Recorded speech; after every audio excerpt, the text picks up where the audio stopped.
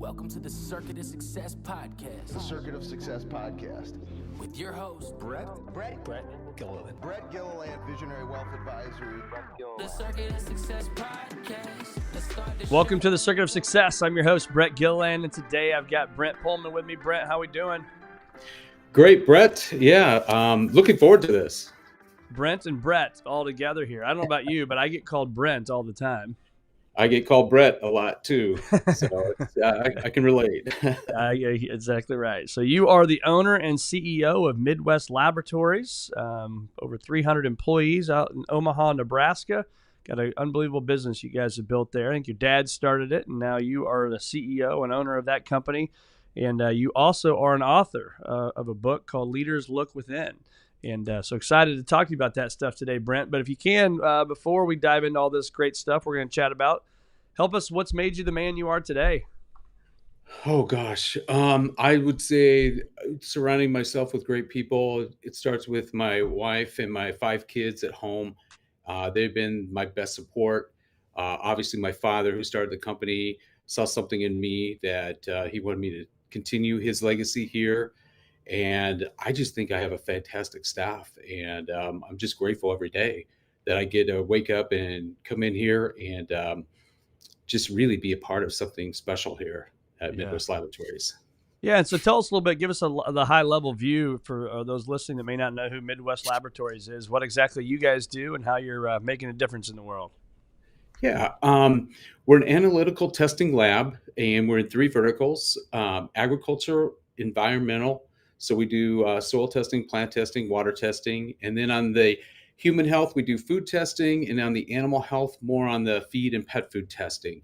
We have 300 employees, and we get samples in and we get results out in 3 to 5 days. So we're kind of like a production laboratory, I would say.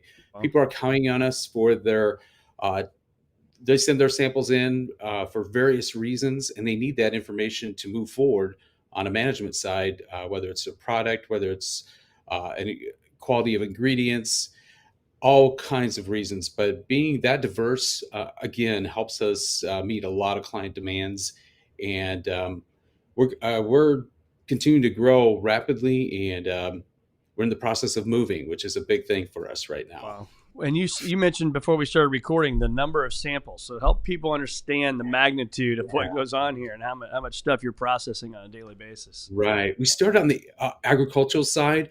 And when soil testing, I would say about mid 2005 to 2007, when tractors got precision ag and everything was data driven, our soil volumes just went up exponentially. So we went from 1,000 samples a day to this year, we're probably at our all-time record, a little under 2 million. So you start to do the math at $10 to $25 a sample. That's a lot of money in dirt. But yeah, we get anywhere from 10,000 to 40,000 samples a day between October to December, right after harvest. So it takes a staff of 300, and then we bring on an additional about 70 seasonal employees to help us get those samples in, get them analyzed, and get results out. So I'm in the Midwest here, obviously around a lot of cornfields in the great state of Illinois. And so what are you finding that's out there? What are people looking for, and what are you having to do to make a switch if there's something that you don't like what you see? So on the soil side, everything is computer driven. So you have variable rate application. So you can take your whole field of 40 acres, break it down, look at what's working and what's not working. And then from there, know exactly what type of levels of maybe it's magnesium, maybe it's sulfur, maybe it's phosphorus. What do you need to apply to make that soil at its best for growing, whether it's corn in the Midwest, corn, soybeans, but maybe in the South, it could be cotton and such. But we're mostly Midwest, but we're kind of expanding nationally as we go. So we're learning more and more about different crops throughout our country. Yeah, so basically just the efficiencies of the dirt itself, and then you guys, do you make the recommendation? Is that then, or is that something? So we work with our partner. We can make the recommendation, but a lot of them go through big ag retailers. There's numbers of big ones out there with your nutrients, your MFAs. They're all, again, a lot of them started in the Midwest, have gone national. Yeah. and they have their own recommendations for Got it. crops. So Got it. we try to get the data to them so that again they can get to the growers that they're representing. Well, I know it's important for you to bring your A game every day, right? So when you think about that as a business leader and you're in charge of 300 people, I think 14 buildings you guys are across. So how do you show up as the CEO and owner of this big company? How do you show up every day with your A game going? Well, for me, it's a daily routine, and I didn't have a daily routine for most of my life. It was only in the last 4 or 5 years, hence the book, that I really needed to discover who I was and how do I bring my best self every single day. Yeah. Because I'll tell you, people will see it right away. If I come in with a frown or if I'm coming mad, man, I set the tone, and people Yeah. see it right away, and they ask questions. And I did not realize the power in that, and so I do. I have to really bring my A game every single day. That's just a constant that I want to do. I want to bring that. So my routine consists of in the morning I get up. I have to do some physical activity. I like to get outside. I also work with a trainer a couple days a week, and I just got to get moving, get the blood flowing, and make sure that hopefully the night before I had enough rest. And I track everything. I use a Whoop. I look at my data every morning, and yeah, Got one right so there. all right, I do. I look at it every morning, and it has helped me so much. Really realize what energy I have, where I'm depleted, and because before this, I was super. I don't know about you, but I was super reactive. Anything would just set me off. And I've learned the power that instead of being reactive, I need to be more relational. And that takes a lot of work. And to be relational means you got to bring your best self every single Yeah. day. And you can't be reactive to everything. What are some of the other habits and rituals that you would say are key to your success? I journal. I was shown a journal.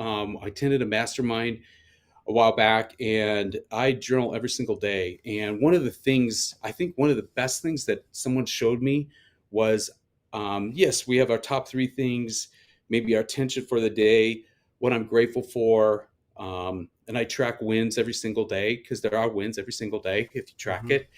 But I think the biggest learning for me was, where was I uncomfortable yesterday? That has been the biggest question for me.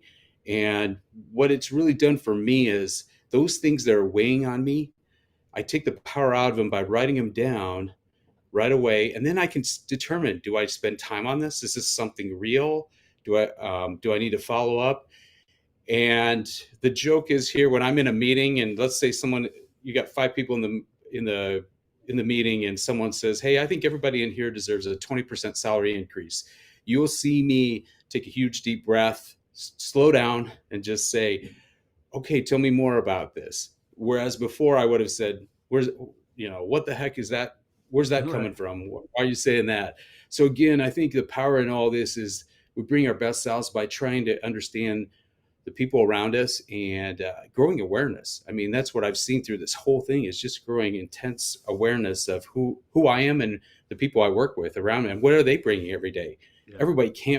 Everybody brings their own stuff, but we just need to work through that to bring our best selves out of it. So what process do you use if as a fellow business owner, if you get bad news or have a bad day or whatever, like what are you doing to get yourself refocused and get being back to the A player that you want to be? I think I really have to write it down. For me, it's all about writing it down. If I write it down, I take the power out of it right away. I have to think about it, and I still struggle with that. I still make mistakes, but even Sure. I did it yesterday at home. You're with your wife, and she says, "Hey, do you want to go to the store with me?" And my first reaction was, "Do you think I'll add value to that experience?" And she goes, "You really don't want to go, do you?" Oh, I like, oh gosh, oh yeah, I'll go with you. Yeah. It's because in my mind, no. My first reaction was no, I didn't want to really go, but then I didn't. I came up with kind of a poor excuse there. But I think slowing ourselves down and saying, she really wants me to go with her. I need to be there for her. She's doing all these things. What's the best thing here? I have to put my stuff aside and think about what her needs are in that moment. That's most important. So I think it really helps prioritize what's really important. So how do you also, I'm always curious about people that have had, you got successful business and been around for a long time. Like how do you goal plan when this thing is clicking along, right? It's okay, 10,000 to 40,000 a day, but I'm assuming there's some goals that are out there. Like how do you goal plan when you've already built something to be successful to take it to that next level? I work with some great people. My chief strategy officer, Dana Berkey, she showed me this process, and I use it every single day. And it's three words: it's people, process, technology, Hmm. and it has to always be in that order. Because for so many years, I was in previous roles, previous jobs, I was doing ERP implementations. I always thought technology was like everybody needs to get better technology and processes, but it really starts with people first. So if you take care of people, that people aspect first, the processes have to be consistent, and then technology third. Those three words have been probably the key for me with any project that I really look at, or any planning. Do we have the people in place? I ask all the people questions, and then processes. Is it, how much is this going to improve the process? And then the technology piece actually is much easier after you have the first two figured out. Yeah, yeah, for sure. I mean, the people first. I mean, so you talk about your culture there. If I were to, outside those four walls you're standing in right now, if I went outside and talked to some of your key people, what do you think they would say is the message, right? The message I hear from you and the other leaders in the organization. What's that theme? What's important for you as a company today? Sure. Well, vision, we want to be the best lab in the country, in the world, that does dynamic service and innovative service like no other. And that's our vision. And then mission, we want to have a positive impact on our own culture and our clients in our community. Those two things, our vision and a mission, we say them all the time, because before this, they used to be literally, they were locked up in a bookcase someplace. I don't even know when the last time somebody even looked at them. But those pieces are the key, and I really think it comes back to the people. And one thing I will leave you that's really helped me is calling people by their name. When you hear I've gone, maybe you did. I went most of my career, I never heard my name called. Hey, you, come over here. But when you stop and you say Tracy, or you say Jim, I want to talk to you, or hey, how's it going, Jim, or Bob, or Sue, you're stopping and you're actually personalizing the message. And the key for me, that has just been a huge thing. Even with 300 employees, I try to learn their names. I still have a lot of people that I don't know yet, because we've done a Yeah. lot of hiring. We had 100 employees 3 years ago. So we've gone Oh from wow. 100 to 300 in the last couple of years. So it's been quite a few years of growth here, but calling people by their name is so key, I think. Yeah, it is. It is key. It is key. So, what, from a standpoint of helping other leaders, again, focusing on that culture, what is it that is there anything daily you do? Is there kind of a mantra like ours is, and you can see it on my microphone here, is helping people achieve a future greater than their past. And so, like, that's what we're about, helping people achieve a future greater than your past. So, when you think about that or you hear that, what comes to mind for you, and what message are you giving out? I think the big one for me, and I try to do it at home as well, is be in the moment. Really be Hmm. in the moment. Put distractions aside and be in the moment. This summer, I had two daughters getting married, and I don't Well, it's a know. busy summer. Yeah, so July and August, and I have, some people don't have to work at it. I have to really work at it, like days in advance, saying, "Hey, I want to be in the moment for those special events, times of my daughter's lives. I need to block out everything." So I had to work like days before, journalizing what was still in my mind, what am I still hanging on to, and I try to do that more and more. Is like be in the moment with people, because people can tell when you're not, you say something Sure. or you want to leave. But if you just genuinely show that you are there, listening to their needs, I think that's huge. I really do. I think there's Yeah. huge, and there's a huge need for it today. Yeah, yeah. What, for you, for team building? We always hear death by meetings and things like that. Like, what is your focus on meetings? Number one, and then number two, do you have a process for those meetings? Yeah. So for me, with 300 employees, I actually, about 3 years ago, I had to get out of the day to day. So my only focus is this new campus. Basically, that's my big project. By Okay. delegating and showing trust in others, I think trust is the biggest thing. If you can't trust your leaders, if you can't trust your directors, your managers, your supervisors, you're not going to go very far. And I think building that confidence of trust and having people's back is probably the biggest thing. So when someone comes to a need, I have to really understand where that is coming from. And it could be coming from a number of different places. But I know in my past, I wouldn't listen. I wasn't listening very well to what was Mm. really happening there. And I didn't have trust. And I couldn't figure out why I didn't have trust. Well, I wasn't listening. And so today, I would say every interaction, I'm just really listening. Where's this person coming from? I'm listening a whole different way than I used to. But I do think trust is the underlying, and it starts again at home, and then it starts with Yeah. your leadership. You have to have that. I didn't have that a few years ago, and I ended up getting rid of six leaders that I had brought in from the outside within 3 months because it was Wow. just going crazy. So that's a terrible thing. So I've made mistakes too. I paid the price for that, and it's huge. So trust is the biggest thing for me. Yeah, I couldn't agree more. So where did the awareness come from that? Did you look from within? Did you have a business coach? Where did the awareness come to know that you were I listening? really worked with a variety of different coaches because I think each one brings a different style. I've worked with my trainer for the last 5 years, and thankfully, he's more on the mindfulness side. So we talk mindfulness all the time. I Yeah. don't know if that's kind of weird for a trainer to have that background. I think not very many do, but it's huge. We'll even get down to the breathing. Like he can tell when I'm breathing up here, I'm not having a good workout. I need to breathe Hmm. down here. I Yeah. mean, it just really starts with things like that, which I didn't even realize. Right. But it's so huge, so huge. Just Yeah. breathing every single day. I reference it a lot, but my eighth grade teacher, Mr. Harshbarger, history class, said you have two ears and one mouth. Use them proportionately. And it's like, so you think about that. Listening twice as much as you talk is a great leadership quality. There's no doubt about it. So when in your book, it's called Leaders Look Within. So I assume part of that comes from this book as well, the things that you've learned there. And talk to us about the book and where do our listeners find more of it?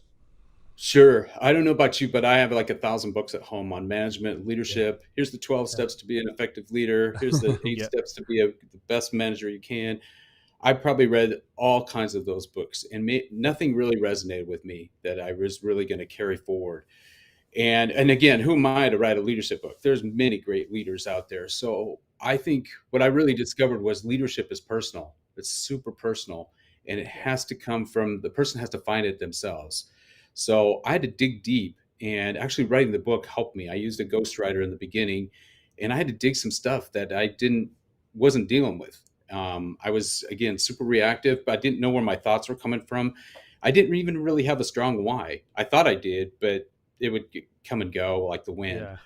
Yeah. Today, my why and my how is I'm a person of faith who coaches people up and leads from the heart. So it's actionable. Every single day, I have to say that because it has to be actionable or it's not going to work. Um, and I really do. I love sports. I love the whole coaching aspect of it.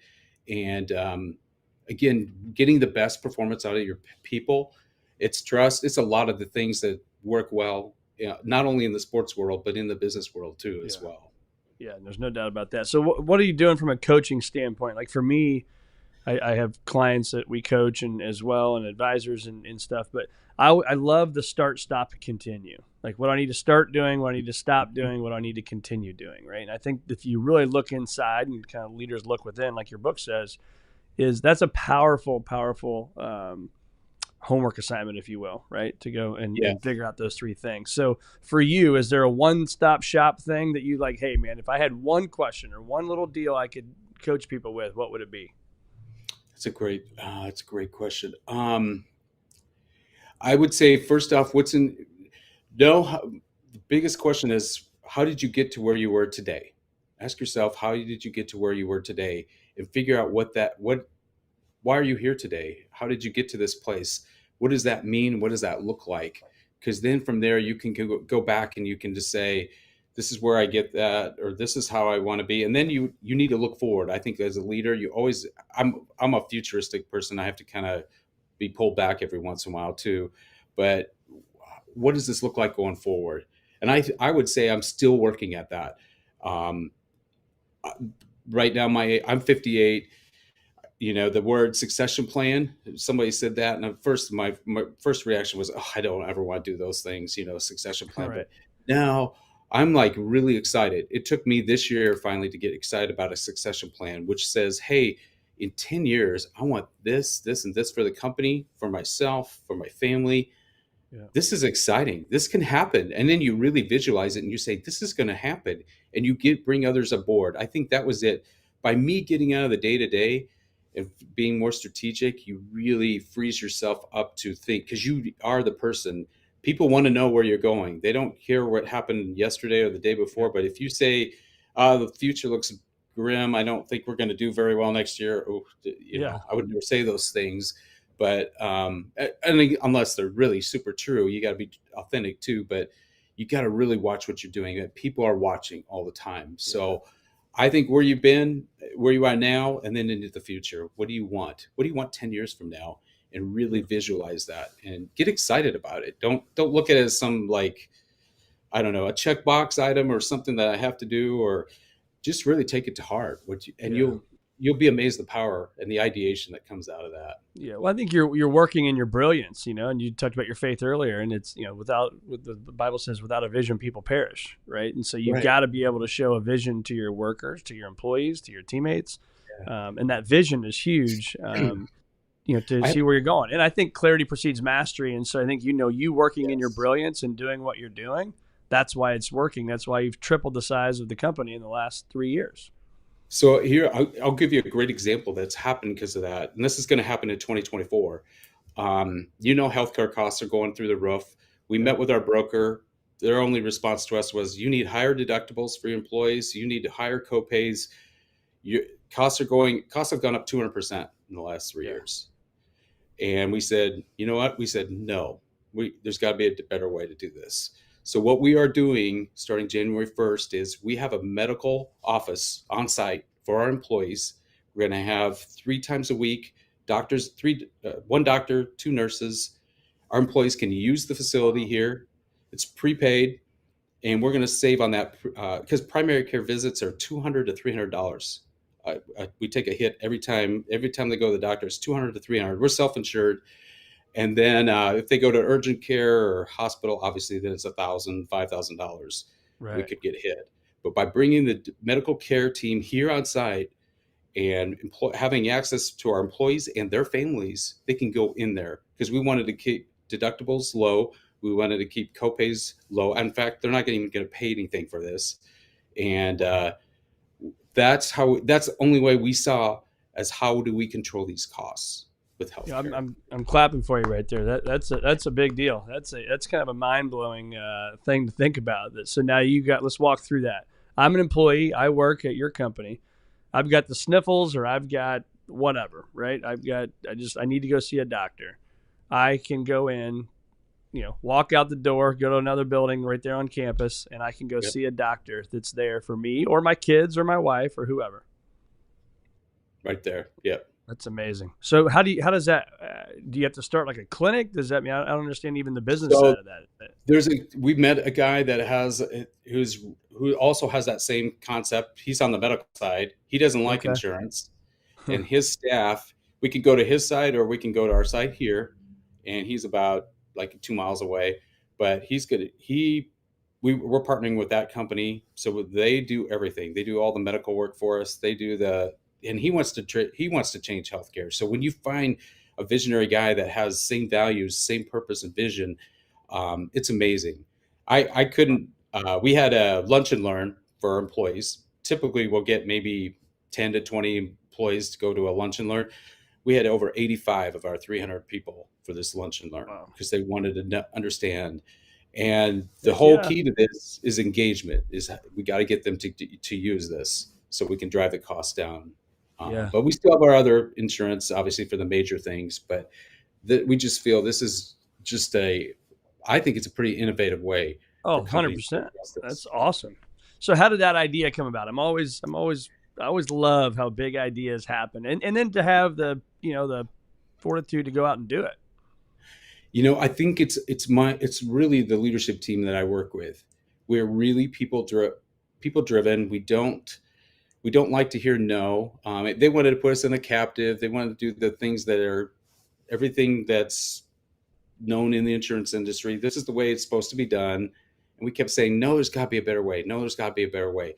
And again, we may not know, we don't know if it's going to work or not. Obviously, you got to step out in faith on this too. But we just thought this is the right thing. This really lines up well with our values. I think we can do this. We negotiated the rate. So it was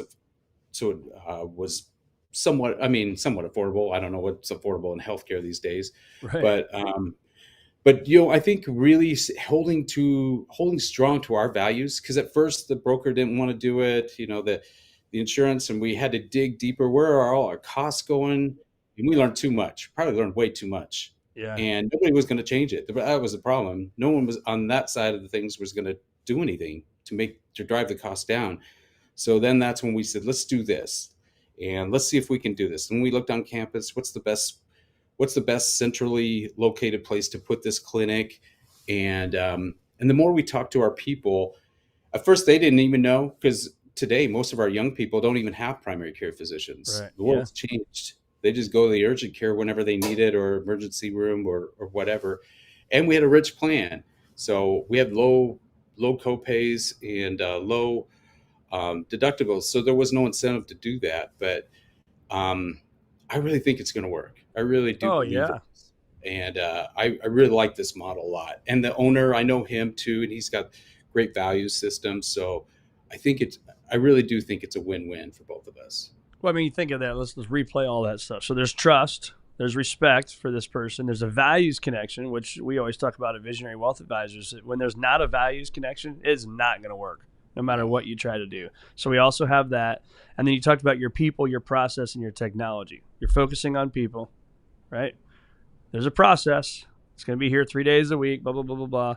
And I'm assuming there's going to be a lot of technology that comes along with that, because that's what doctors' offices have. So again, hats off to you, man. I think it's an amazing thing, Brent, to do that. And then to have faith and trust that it's going to happen is what I always tell people is build the bridge while you're trying to cross the river, right?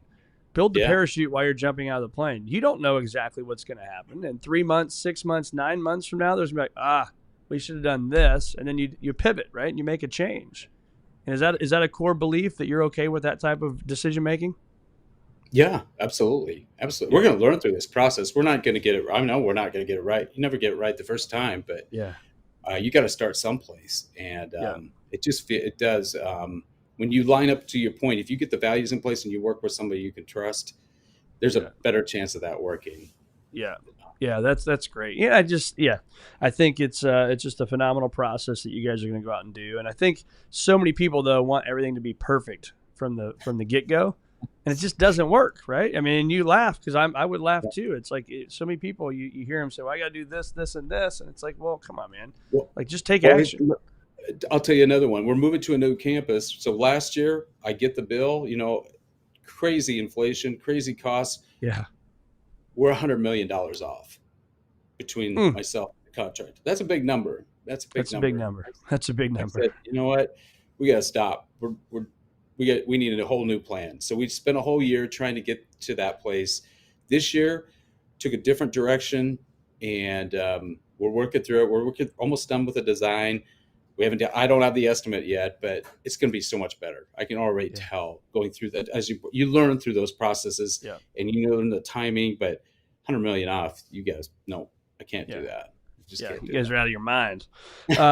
Any aha moments for you that was kind of duh, Brent? Of course you should have known that. Like, is any of those out there for you that come to mind? I think. I would say, I say this in the book a lot, is you got to take care of yourself before you can take care of others. You just have to do that. I mean, for me, a routine, it has to happen every single day. I drive my wife crazy, I know, but I got to get in my 30 minutes, 40 minutes of exercise every single day. I just have to. It doesn't mean, if I don't get it, I try to do it first thing in the morning, but sometimes it doesn't work. But she knows I'm a better person when I get that in too. I just got to stick with that routine consistently.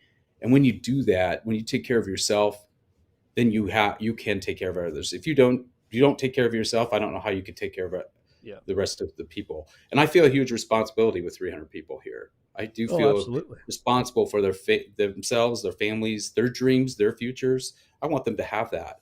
So it's a huge responsibility. Absolutely.